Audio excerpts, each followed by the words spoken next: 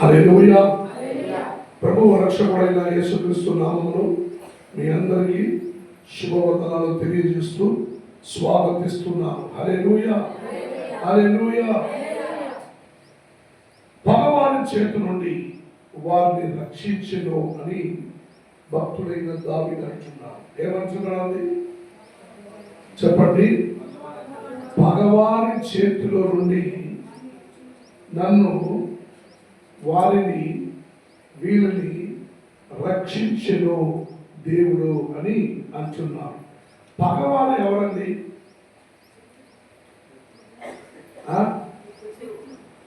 మీరు చేసేదంతా చేసేయండి. ఏమని అడిగితే పాస్టర్ గారు అపవాది వాడుకున్నాడు, పాస్టర్ గారు అపవాది నాకు తొందర చేశాడు. వాడు ఉన్నాడు. మీకు మీరు చేసేదంతా చేసి సైతాన్ మీద మోసేదానికి వాడు ఉన్నాడు. అది వాడే చేశాడు. నాకు తెలుసు. అపవాది సైతాన్ వాడే చేశాడు. హల్లెలూయా. బాగా క్రైస్తవులో జీవించి బాప్టిజం పొంది వాళ్ళు భగవారైపోతున్నారంటే అది అపవాది చేశాడా? అమ్మా, అపవాది చేశాడా? సాతాను చేశాడా? పగ ఎక్కడి నుంచి వస్తుందండి? అది పొగ, పొయ్యిల నుండి వచ్చేది పొగ. పగ పగ పగ విరోధం. మీకు అర్థం కాలేదు? వాక్యం చదవండి. కీర్తన గ్రంథం 106వ అధ్యాయం. కీర్తన గ్రంథం 106వ అధ్యాయం 10 నుండి చదవండి. 10వ వాక్యం చదవండి. 10వ వాక్యం 106వ కీర్తన. వారి పగవారి చేతిలో నుండి వారిని రక్షించెను, శత్రువుల చేతుల నుండి. నీళ్లు వారి శత్రువులను ముంచివేసాను, వారిలో ఒక్కరైనను మిగిలి ఉండలేదు. అప్పుడు వారు ఆయన మాటలు నమ్మిరి, ఆయన కీర్తికారము ఆమె. హల్లెలూయా, హల్లెలూయా. ఎవరిని చూసి అన్నారండి? గమనించాలి బిడ్డలు, డిస్టర్బ్ చేయకూడదు. ఎవరిని గురించి అంటున్నారండి? ఇందులో పగవారు ఒక్కడు, శత్రుడు అని 2 కార్యాల గురించి చెప్పబడతాయి. బాగా క్రైస్తవులు విచారించి తెలుసుకోవాలి. శత్రుడు అంటే అపవాదిని క్రియలే లేదని లేదు. కానీ పగవారు అంటే నీ పక్కలో, నీకు కుటుంబంలో, గుడారంలో, సంఘంలో నీకు విరుద్ధంగా కుతంత్రములను చేయవారు పగవారు. హల్లెలూయా, హల్లెలూయా. అప్పుడు దేవుడు అంటున్నాడు, పగవారి చేతుల నుండి వారిని రక్షించెను, శత్రువుల చేతుల నుండి వారిని విమోచించెను. ఇది ఎవరిని గురించి అంటున్నామండి? దాని కింద వాక్యం చదివితే నీళ్లు వారి శత్రువులను ముంచివేసెను, వారిలో ఒక్కడైనను మిగిలి ఉండలేదు. హల్లెలూయా. ఎవరి గురించి అన్నారు? ఐగుప్తు దేశంలో ఫారోను సైన్యము ఇశ్రాయేలును వెంబడుతూ పట్టుకోవాలని వచ్చారు.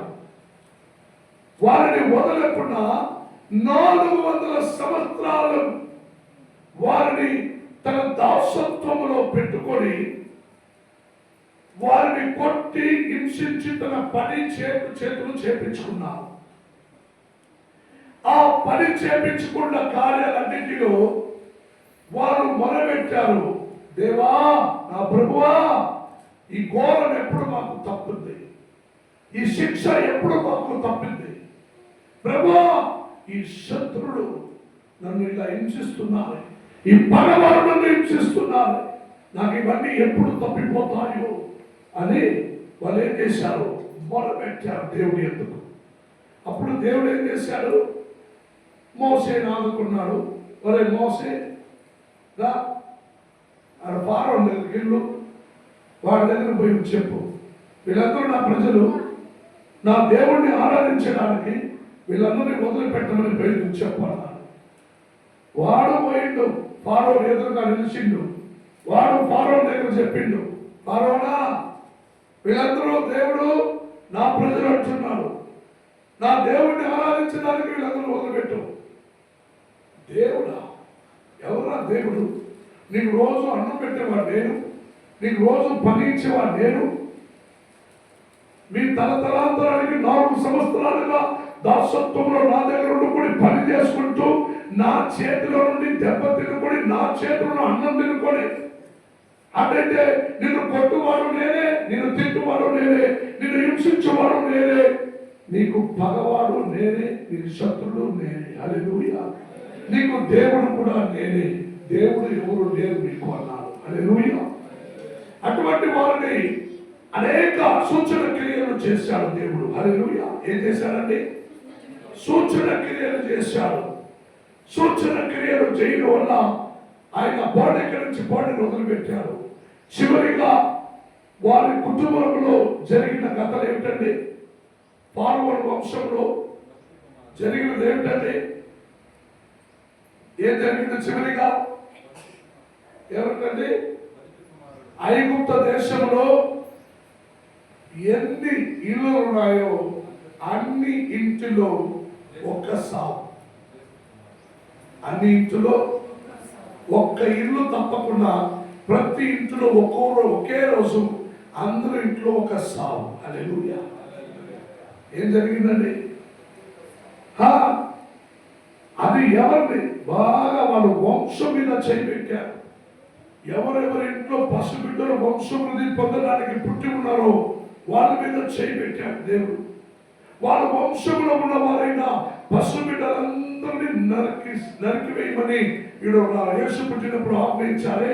ఆ ప్రకారం మోసే కాలంలోనే పసిబిడ్డలందరినీ చంపివేయమని వారు అనేకులకు ఆజ్ఞలు ఇచ్చినా కూడా ఆ పని దేవుడు చేశారు. హల్లెలూయా. అనేకుల ఇంటిలో అందరింట్లో ఒక సావు. హల్లెలూయా. రాజు అల్లాడిపోయినాడు. ఏంద్రా ఇది?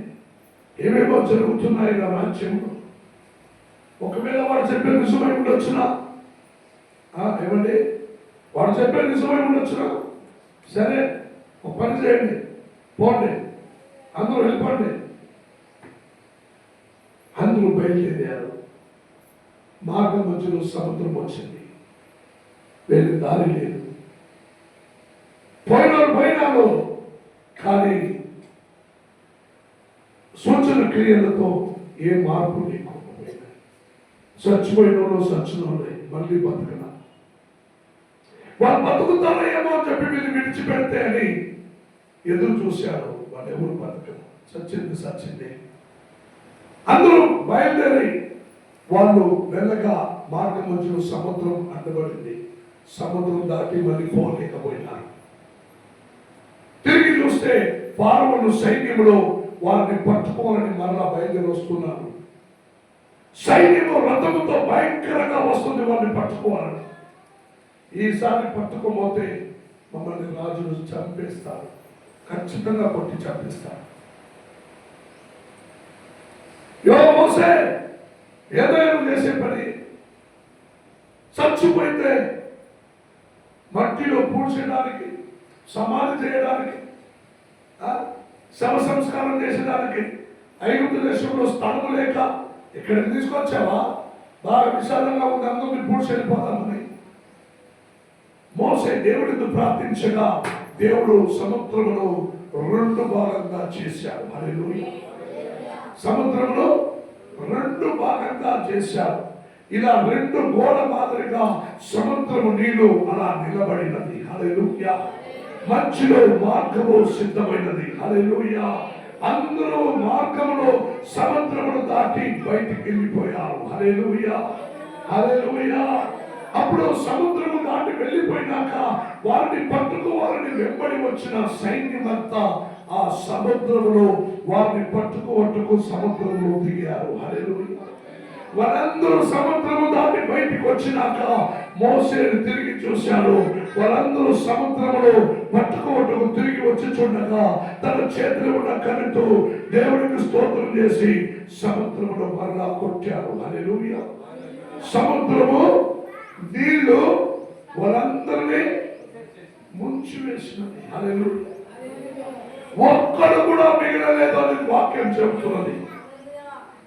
ఇన్ని అద్భుత కార్యాలు చేసినాక పైకి వాక్యం చదవండి. అందులోనే నీళ్లు వారి శత్రువులను ముంచి వేసేను, వారిలో ఒక్కరైనను మిగిలి ఉండలేదు.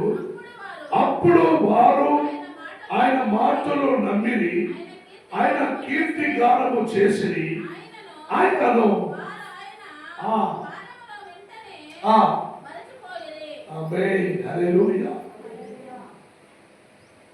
ఇక్కడ కూర్చున్న వాళ్ళని నీకు దేవుడు అంత గొప్ప అద్భుత కార్యం ఏం చేశాడండి?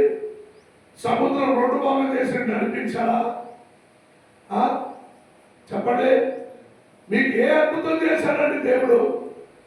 మీరు ఇక్కడ వచ్చి కూర్చుండడానికి రాత్రి ఎంత నిద్ర పోకుండా చర్చిలో రావాలని తూగుడిచింది.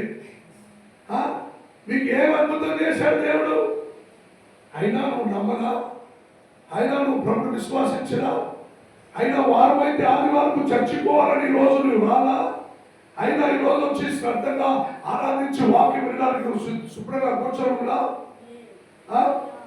ఇవన్నిటికీ కారణం ఏమిటండి? కారణం ఏమిటండి? ఎంతో గొప్ప అద్భుతములు చేసిన వాక్యం చెబుతున్నది, ప్రజలు ఆయన చేసిన వాటిని వెంటనే మర్చిపోయింది. హల్లెలూయా. ఆ దిగులు, భయము, ఆ బాధలో కన్నీళ్ళు ఉండేటప్పుడు మాత్రమే మీరేం చేస్తారో భజన చేస్తారు. హల్లెలూయా. బాధలతో కన్నీళ్ళతో కుంగిపోచుండగా, ఓ ప్రభువా, దేవుడా, అయ్యా, నాయనా, ప్రభు, బాధ తీరినాక ఆ వేదనతో నాయనాన్ని పిలవడానికి పిలుపు నీ నోట్ల నుంచి రాలేకపోతుంది. బాగున్నావు కదా, బాగా అలసంద కాయలు సాంబార్ చేసుకుని తింటావు కదా, పిట్టుకు మేళ తెచ్చి పెట్టారు చేసుకొని తింటావు కదా, కడుపు నొప్పి ఉంటే పిట్టుకు మేళ తింటావా? మాంస కూర వండుకొని తింటావా? తినవు. కడుపు నొప్పి వచ్చినప్పుడు అయ్యా, ప్రభువా, దేవుడా, బాగైపోయినాక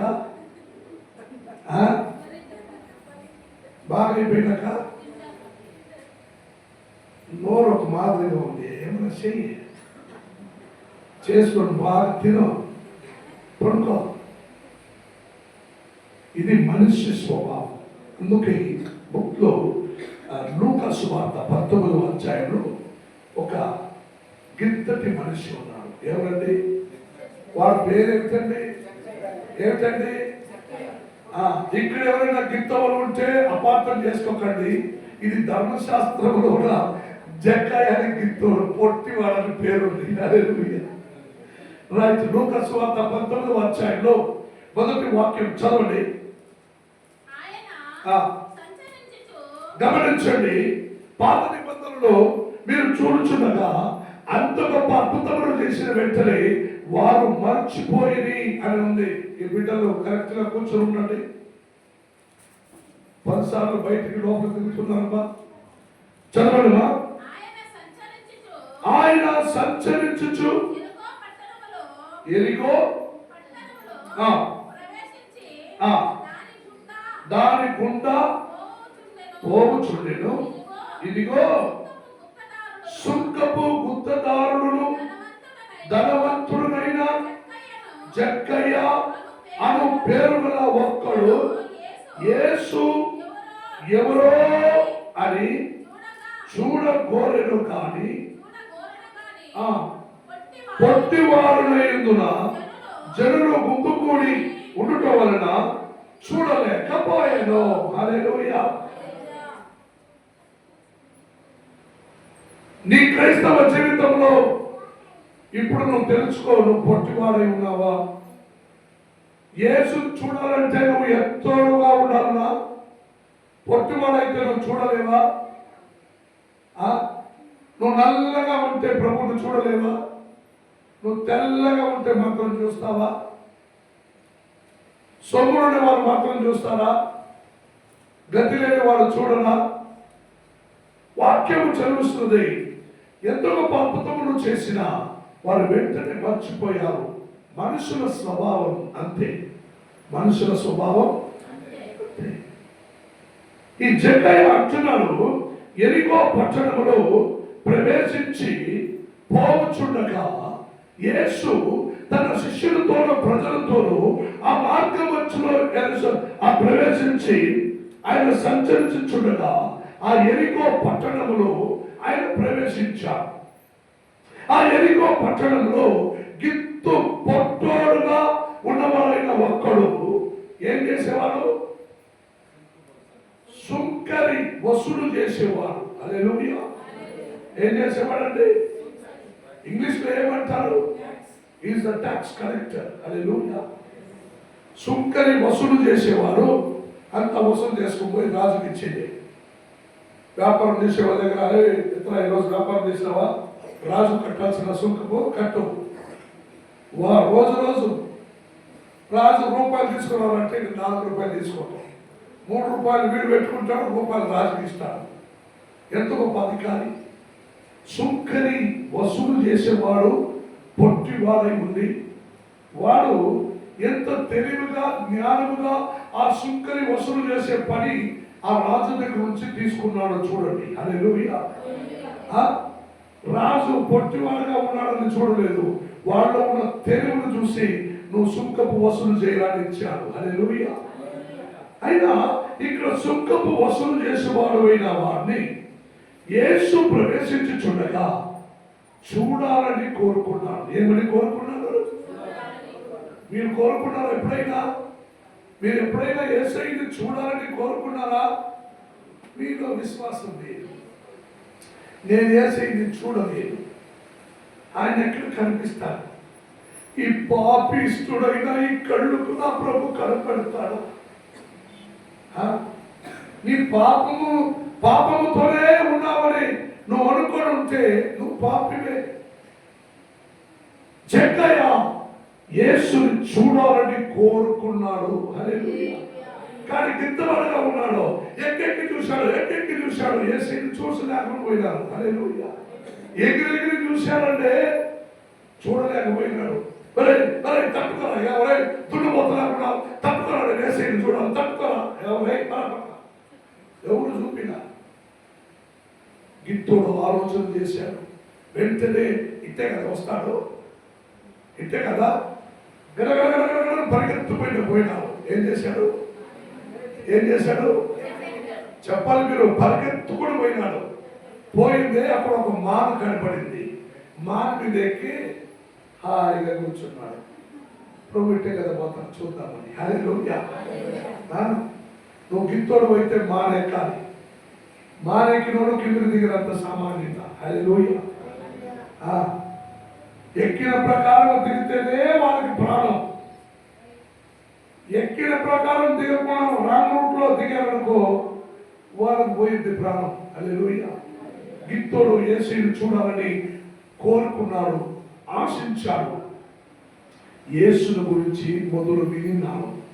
యేసు ప్రభు మంచివాడు, స్వస్థపరుస్తాడు, బలపరుస్తాడు, పోషిస్తాడు, రక్షిస్తాడు.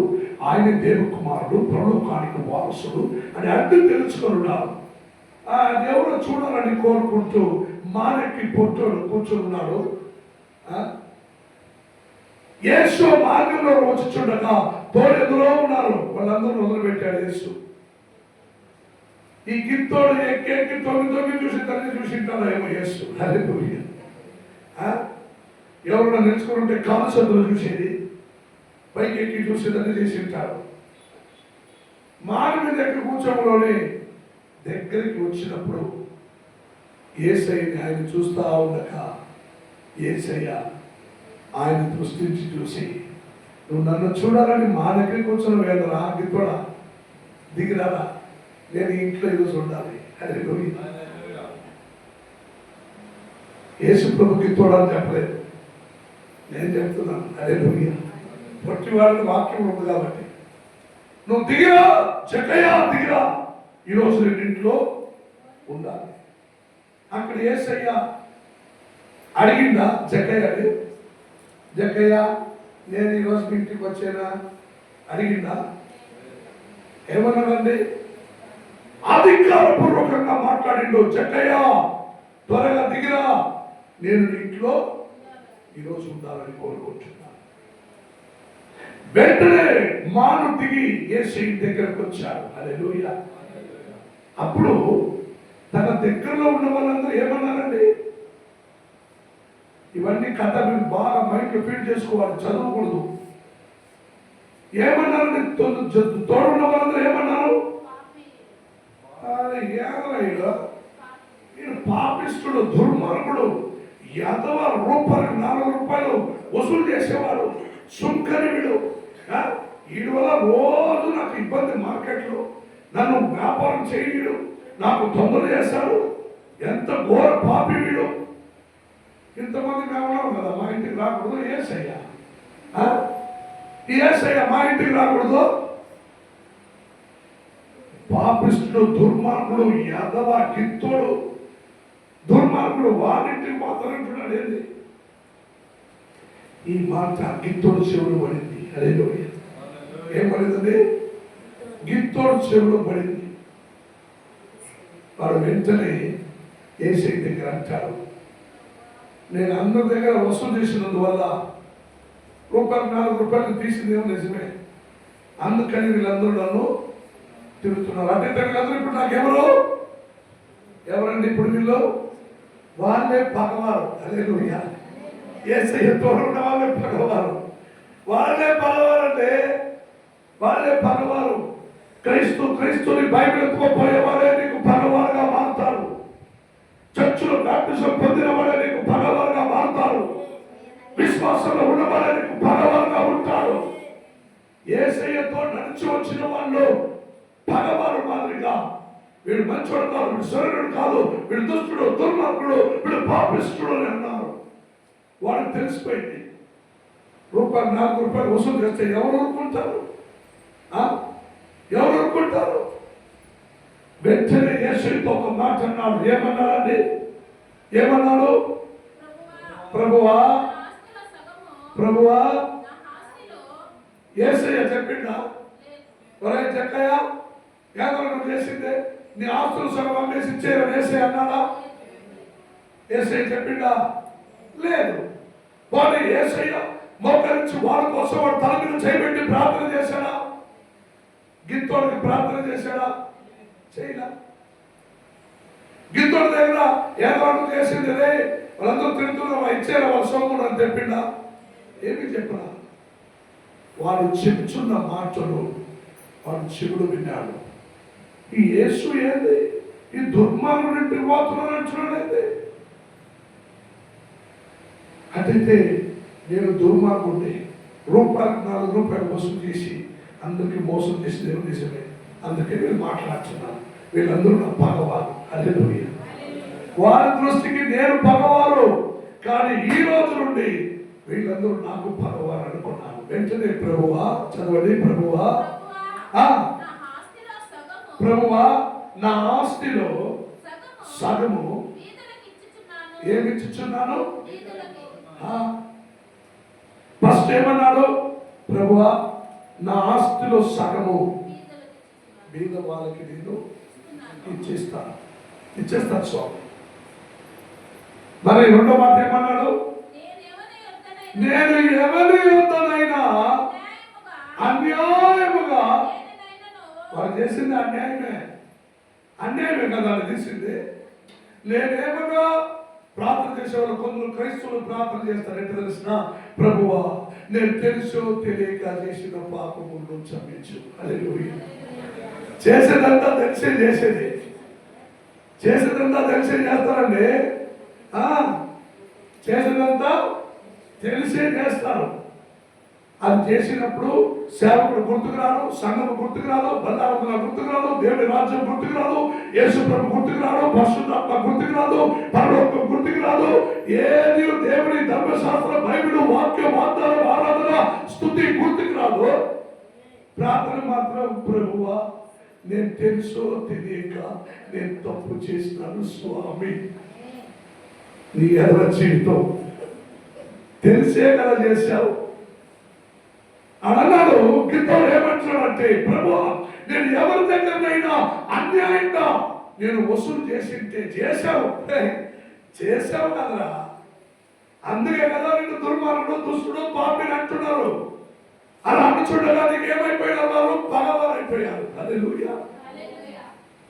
పగవారు. యేసయ్య అన్నాడు, ఎవరు తప్పు చేస్తే వారిని చూపించేదండి, వీడే తప్పు చేశాడు, వీడే తప్పు చేశాడు. ఎందుకంటే 30 రూపాయలు అంటే ఎన్ని నాణ్యాల కోసం యేసయ్యని చూపించిన వాడు ఒకడు ఉన్నాడు కదా. ఆ ప్రకారం నువ్వు ఎవరిని చూపించదు. ఈయన తప్పు చేశాడు, ఈయన పాపం చేశాడు, ఈయన చర్చకి రాలేదు, ఈయన అన్యాయం చేశాడు, ఈయన ఆడిపోయినాడు, ఈయనకి వచ్చాడని చూపించదు. వాడు తప్పుడు, వాడు పాపానికి శిక్షణ దేవుడు ఇస్తాడు. హల్లెలూయా. నువ్వు నీతివంతురాలువా? నీకు పగవారు ఎవరున్నారు, నీ శత్రువులు ఎవరున్నారు, దాన్ని కనుక్కో. మొదలు కనుక్కో. అప్పుడు ప్రభువా అన్యాయంగా నేను ఎవరి దగ్గరైనా నేను తీసింటే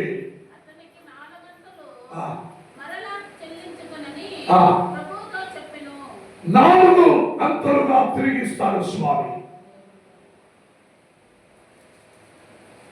అప్పుడు రూపాయలు రాజుకు సుంక కట్టాలంటే ఇడు 4 రూపాయలు తీసుకుంటాడు అనుకోండి. రూపాయలు కట్టింటాడు, 3 రూపాయలు ఎత్తుకొని ఉంటాడు.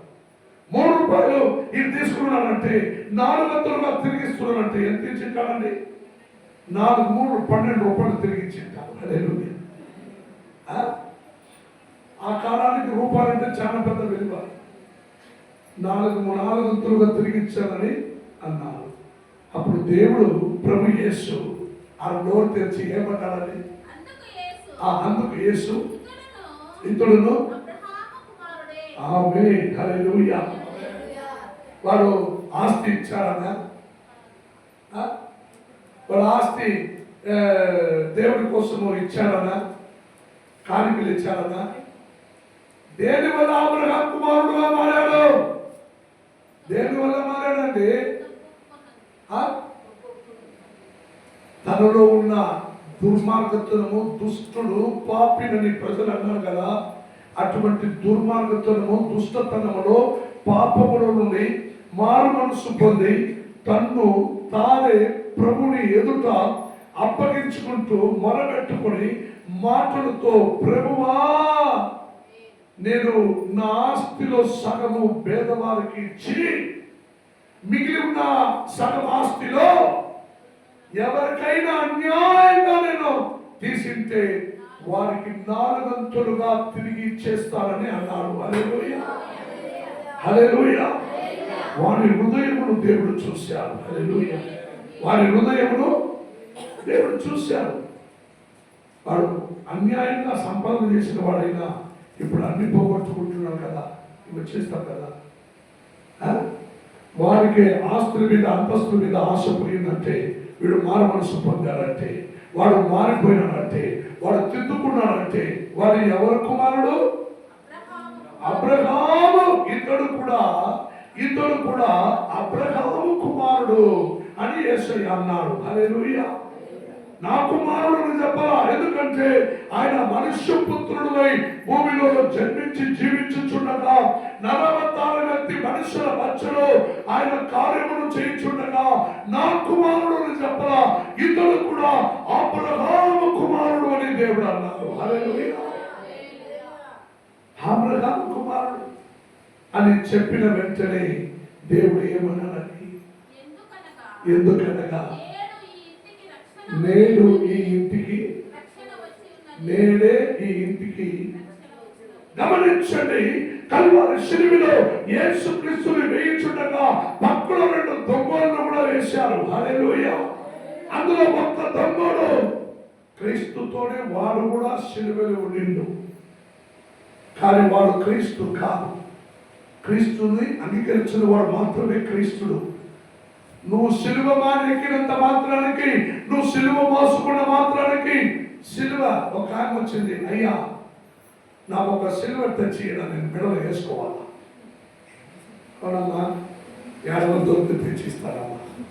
రెండోసారి కూడా వచ్చారు, అయ్యా దొరికిందా, మాకు సిలువ కావాలి, మెడలో వేసుకోవాలి. నువ్వు సిలువ మెడలో వేసుకుంటే, మోసుకుంటే, దాని మీద ఎక్కితే, నువ్వు కింద దిగితే నువ్వు క్రీస్తుడువా? ఒకడు అన్నాడు, అవును కదా, వాళ్ళందరూ చెప్పేవారు, నువ్వు దేవకుమారుడు అయితే కిందికి దిగిపో, నన్ను కూడా రక్షించు, నిన్ను నువ్వు రక్షించుకో అన్నారు. హల్లెలూయా. ఎవడో దూరంగా ఉండేవాడు కాదండి, సిలువ మానెక్కి పక్కలో ఉన్నవాడే. ఇన్ని వాళ్ళు ఒక మాట అంటారు, దుష్మన్ కిదర్ హై, దుష్మన్ కిదర్ హై, బగల్ మే హై, పక్కలోనే ఉంటాడు దుష్మన్. అందుకని నేను చూస్తున్నాను, ఎవరో కొంచెం జరిగి కూర్చొని ఉన్నాను. కాదు దుష్మన్, దుష్మన్ ఎక్కడ ఉన్నాడంటే పక్కలోనే ఉంటాడు. మరొకడు అన్నాడు, ఒరే ఒరే ఒరే ఒరే ఏమంటున్నారా ఎదవా, నువ్వు నేను చేసిన తప్పుకి శిక్ష న్యాయమేరా, ఆయన శిక్ష తప్పు చేశాడా, ఆయనకి శిక్ష అన్యాయంరా అని చెప్పిన వెంటనే ఏమన్నాడు, ప్రభువా, చెప్పండి ప్రభువా, ప్రభువా, అందరూ చెప్పండి ప్రభువా, ప్రభువా, నీ సమయం వచ్చినప్పుడు ఈ పాపిని గుర్తు తెచ్చుకున్నాయి. అప్పుడు యేసు అన్నాడు, నేనే ఈ క్షణమే నీవు కూడా నాతో పరదేశంలో ఉంటావు. హల్లెలూయా. దేవుడు నేనే ఇప్పుడే అని చెప్పినారంటే అది ఖచ్చితంగా అలాగే జరుగుతాయి. జక్కయ్యను చూసి దేవుడు అన్నాడు, నేను ఈ ఇంటికి రక్షణ కలిగింది. హల్లెలూయా. ఆయన చెప్పిన ప్రకారమే గిద్దవాడు, పొట్టాడు, దుర్మార్గుడు, దుష్టుడు, అవిధేయవంతుడు, సుంకరి అయిన జక్కయ్య ఇంటికి రక్షణ కలిగింది. హల్లెలూయా. యేసయ్యతో కలిసి ప్రయాణం చేసిన వారికి ఆ భాగ్యం దొరికిందా? ఏమండి, యేసయ్య ఎక్కడ వెళ్తున్నాడో అక్కడ తిరిగినావే, నీకు ఆ భాగ్యం దొరికిందా? నువ్వేమని వ్యక్తిగా ఉన్నాను, యేసయ్యలో చూస్తా ఉన్నానన్నావే, నీకు భాగ్యం దొరికిందా? వాడు కింతోడైనా తెలుగుగా మానెక్కాడు, కింతోడైనా తెలుగుగా మానెక్కాడు. యేసయ్య వాడిని చూశాడు, ఒరే ఒరే పొట్టివాడు అనలేదు, ఒరే చెక్కయ్యా. సో మనమేమనుకుంటున్నాం, పొట్టి వాళ్ళందరికీ చెక్కయ్య అని పేరు పెట్టుకుంటున్నాం. అరే చెక్కయ్య కిందికి దిగిరా, నేను ఇంటికి రావాలి. నా దేవుడు తీర్మానిస్తే నువ్వు ఎంత గొప్ప దుర్మార్గుడు, దుష్టుడు అయినా నీ ఇంటికి రక్షణ నా దేవుడు కలగ చేస్తాను. హల్లెలూయా, హల్లెలూయా, హల్లెలూయా. లూకా 18వ అధ్యాయంలో అందుకు మనము చేయవలసిన కార్యం, నువ్వు అబ్రహాము కుమారుడువా, నువ్వు పరీక్షించుకోవాలి. లూకా 18వ అధ్యాయంలో 9 నుండి 14 వరకు వాక్యం చదవండి. గమనించండి, కొందరు సంఘానికి వెళ్ళేవారు, యేసుతో నడిచేవాళ్ళు, యేసు ప్రభుతో ప్రయాణించే వాళ్ళు, క్రీస్తువులు అని చెప్పుకునే వాళ్ళు, బైబిల్ మోసుకునే వాళ్ళు, చర్చికి వచ్చే వాళ్ళు, ఆరాధించే వాళ్ళు. కొందరు అనుకుంటారు, కొందరు వీళ్ళందరూ మంచోళ్ళే నాకు తెలుసు, కొందరు అనుకుంటున్నారు తమలో తామే, చదవండి,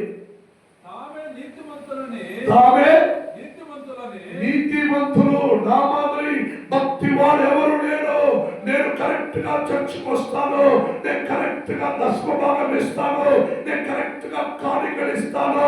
హల్లెలూయా. నేను కరెక్ట్ గా ఆరాధనకు వస్తాను. హల్లెలూయా.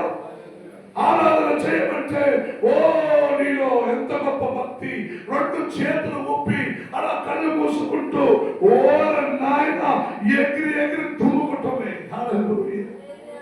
ఆరాధన చేస్తావా? ఆరాధన నీ జీవితం ఆరాధన చేసే మాదిరిగా ఉందా? నీ జీవితం ఆరాధించే మాదిరిగా ఉందా? చేసేదంతా ఆరాధన అనుకున్నదే. చదవండి, అనుకున్నదేమే తామే నీతిమంతులమని నమ్ముకొని ఇతరులని తృణీకరించి కొందరితో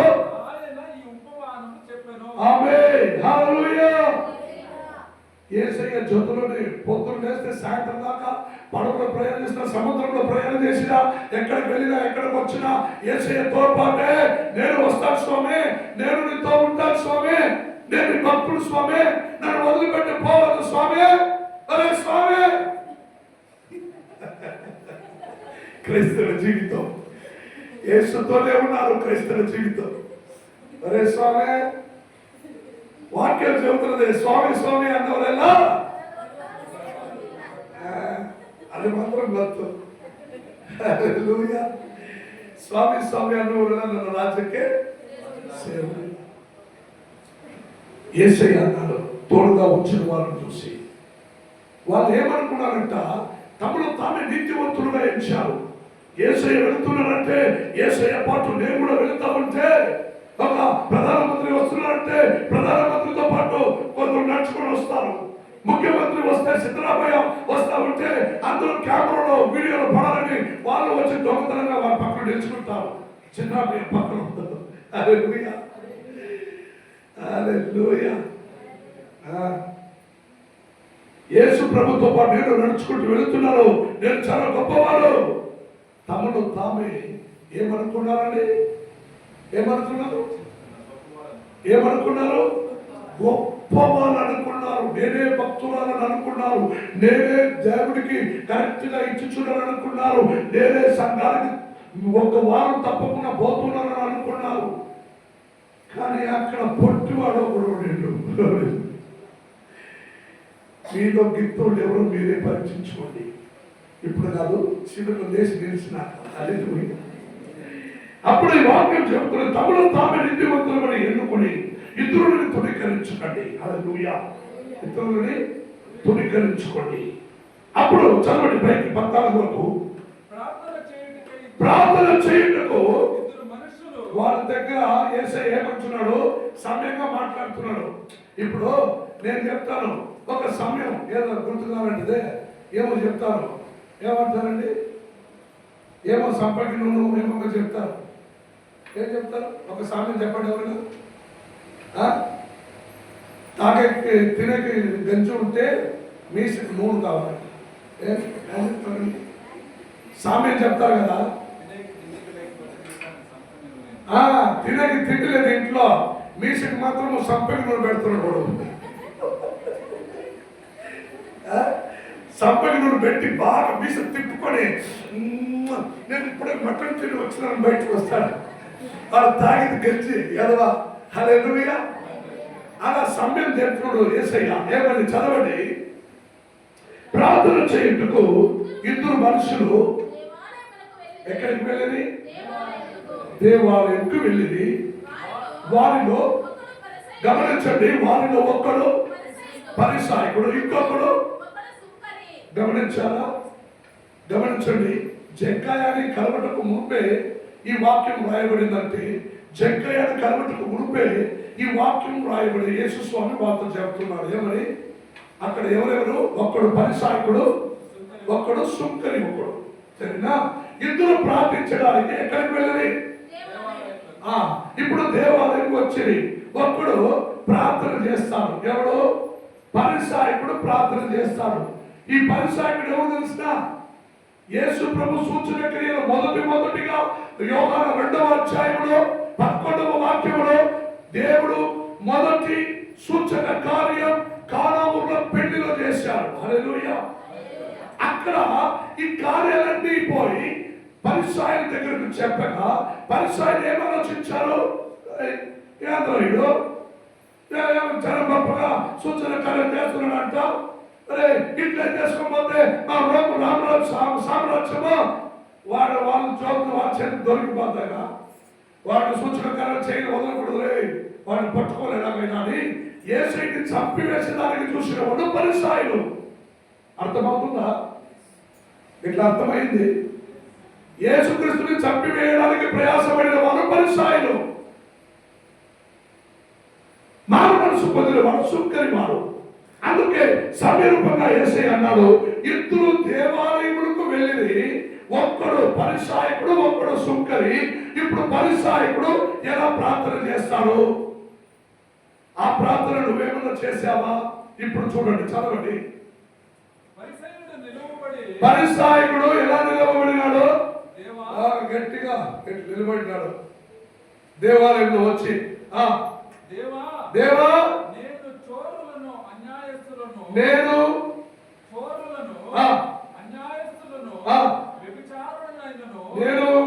చోరులను, అన్యాయస్తులను, వ్యభిచారస్తులను, ఇతర మనుషుల మాదిరిగా, ఈ సుంకవారి మాదిరిగా నేను ఉండను. నీకు కృతజ్ఞతాస్తుతులు చెల్లించుచున్నాను. వారంలో మనకు 2 మార్లు ఉపవాసము చేయుచున్నాను. నా సంపాదన అన్నింటిలో 10వ వంతు భాగం నీకు చెల్లించుచున్నాను. పరిసయ్యుడు చేసిన ప్రార్థన ఇది కొందరు క్రైస్తవులు చేసే ప్రార్థన. ఇప్పుడు ఇంకా కొందరు క్రైస్తవులు ప్రార్థన చేస్తారు. సుంకరి వారు ప్రార్థన చదవండి. సుంకరి వాడు దూరముగా నిలబడి ఆకాశముల వైపు కన్నులెత్తి కన్నులెత్తుటకైనను ధైర్యము చాలక రమ్ము కొట్టుకొని కొట్టుకొనుచు, దేవా పాపినైన నన్ను కరుణించుమని. ఆమేన్, హల్లెలూయా. యేసు ప్రభు సమీరూపంగా వాళ్ళ మధ్యలో చెబుతున్నాడు. చూడండి, ఇద్దరు దేవాలయముకు వెళ్ళి, ఇద్దరు, ఒకడు పరిసయ్యుడు, ఒకడు సుంకరి. ఈ ఇద్దరు ఒక్కడు నిలవబడినాడు. అలా తల ఎత్తి చూశాడు, ప్రార్థన చేశాడు. ప్రభువా, నేను దుష్టుడు కాదు, నేను దుర్మార్గుడు కాదు, నేను అన్యాయస్తుడు కాదు. ప్రభువా, నేను వాళ్ళ వీళ్ళ మాదిరిగా కాదు. ప్రభువా, ఈ పక్కన కూర్చున్న వీళ్ళ మాదిరి కాదు. ప్రభువా, ఈ సుంకరి వాడి మాదిరి కాదు. నేను క్రమంగా చర్చకు వస్తాను. వారంలో 2 రోజులు ఉపవాసం చేస్తాను. 10 ఎంతలో నా సంపాదనలు అన్నింటిలో 10లో 1 భాగము నేను చర్చకి ఇస్తున్నాను. ప్రభువా, నేను వాళ్ళ మాదిరి వారి కాదు అని ప్రార్థన చేశాడు. సుంకరి వాడు ఏం చేశాడు? కన్నులెత్తి చూడలేక ఆకాశం వైపు చూసి, ప్రభువా, నేను పాపిని అని ప్రార్థన చేశాడు. ఇప్పుడు వీళ్ళిద్దరిలో ఎవరు ప్రార్థన దేవుడు విన్నారండి? చెప్పండి.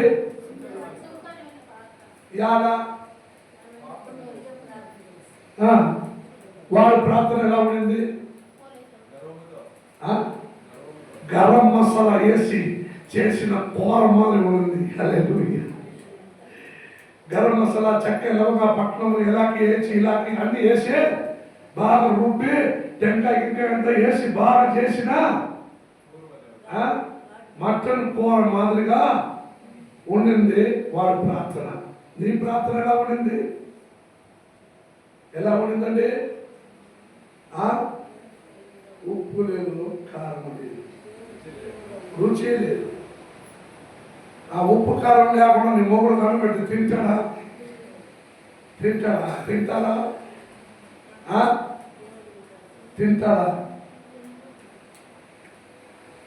ఉప్పు కారం లేకుండా అన్నం పెట్టినప్పుడు నా మొగుడు ఎత్తి తట్టి విసిరేసి వెళ్ళిపోయినాడు అనేవాళ్ళు ఎవరైనా ఉన్నారా? పర్వాలేదు, గట్టిగా చెప్పండి. ఎప్పుడో 20 సంవత్సరాల ముందు కూడా చేసేయచ్చు. ఉన్నారా? ఉప్పు కారం ఓవర్ ఆయన అన్నింటిలో జరిగినాయి. అరవై పడింది దెబ్బ. ఏమో తట్టుపడేసిండో లేదు పెట్టిండో ఒకటి తెలియదు. చెప్ప అదే లూయా. ఉప్పు కారం లేకుండా అన్నం పెడతారు. మెల్లగా ఉప్పు కారం లేకుండా అన్నం పెట్టాను, తీసివేసి పెట్టాడు నా మొగుడు అని చేస్తున్నారు. అక్కడ జరిగింది మనకెళ్ళొచ్చింది. హల్లెలూయా, హల్లెలూయా. నీ ప్రార్థన ఉప్పు కారం లేకుండా ఉంటే నీ మొగుడు కొడతాడు, నీకు తెలుసు కదా. అటైతే నీ దేవుడు కొట్టడు. ఉప్పు లేకుండా కారం ప్రార్థన చేస్తే నీ మొగుడు నిన్ను కొడతాడంటే నీ దేవుడు. ఉప్పు కారం లేకుండా అన్నం పెడితే నీకు ఒళ్ళలో, నీకు శరీరంలో, నోట్లో దిగలని మగవాళ్ళు నీకు ఉంటే అటువంటి ప్రార్థన, మసాలా లేకుండా ప్రార్థన నీ దేవుడు ఒప్పుకుంటాడా? హల్లెలూయా. సందర్భంగా ఎందుకన్నారంటే నీ పగవారి కొరకు లూకా 6వ అధ్యాయంలో 27-20 వాక్యం చదివితే, నీ నన్ను ವೇಷಿಸುವವರಿಗೋಸ್ಕರವಾಗಿ ನೀನು ಪ್ರಾರ್ಥಿಸು. ಹಲ್ಲೆಲೂಯಾ. ನಿನ್ನನ್ನು ಹಿಂಸಿಸುವವರಿಗೋಸ್ಕರ, ಅವರು ಹಿಂಸೆ ಕೊಡುವವರನ್ನ ನೀನು ಪ್ರೀತಿಸು. ಹಲ್ಲೆಲೂಯಾ. నిన్ను ద్వేషించేవారిని నువ్వు ప్రేమించు, నిన్ను హింసించేవారిని బట్టి నువ్వు ప్రార్థించు. హల్లెలూయా. లూకా 6వ అధ్యాయంలో 27-28 వాక్యంలో ఈ మాట సెలవిస్తున్నాయి. మిమ్మల్ని క్షమించువారిని దీవించండి, మిమ్మల్ని బాధించు వారి కొరకు ప్రార్థన చేయండి. నిన్ను ఒక చెంప మీద కొట్టినడలా ఈ రెండవ చెంప మీద కూడా కొట్టబడి తిప్పుము. హల్లెలూయా. ఒక వీడియో ట్రోల్ పోతా ఉంది. ఆమె బయట దేశంలో ఒక బైబిల్ ఎత్తుకొని ఒక మెట్రో ట్రైన్ లో ఆయన వెళ్ళొచ్చు, యేసు గొప్పవాడు, దేవుడి రాకడ సమయం దగ్గరలో ఉంది, మీరందరూ ప్రభు నమ్ముకోండి అని బైబిల్ చేతులు పెట్టుకొని ప్రకటిస్తా ఉంటే, అక్కడ ముందు సీట్లో ఒక కుర్రాడు కూర్చొని ఉంటే వారికి ఏమైందంటే, ఆపరాని సోది ఆప, ఏం చెప్తున్నాడు నువ్వు, యేసుని గురించి నువ్వు ప్రకటించొద్దు అన్న. వాడు అన్నాడు, ఎందుకురా, నా యేసు గొప్పవాడురా, నిన్ను ప్రేమిస్తున్నాడు అంటే లాని ఒకటి కొట్టిండు. హల్లెలూయా. వెంటనే వారికి ఈ మాట గుర్తొచ్చింది.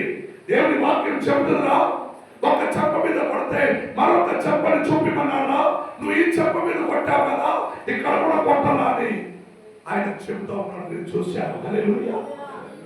విశ్వాసిస్తే అలా ఉంటారు. హల్లెలూయా. నీ ప్రార్థన బాగా మసాలా ఉప్పి పెట్టినట్టుందా, నేను ఉప్పు కారం లేకి సప్పగా ఉందా నీ ప్రార్థన? అది నీకు మాత్రమే తెలుసు, నాకు తెలియదు.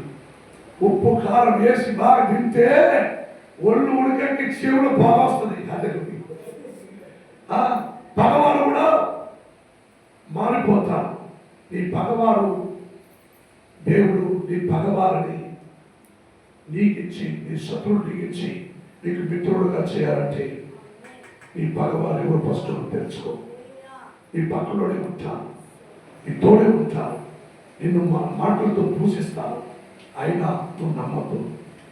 నీకు చేసిన మేలును బట్టి నువ్వు మసాలా ప్రార్థన గట్టిగా ప్రార్థిస్తే మిరపకాయ కోరినట్టు కళ్ళలో నీళ్ళు రావాలి.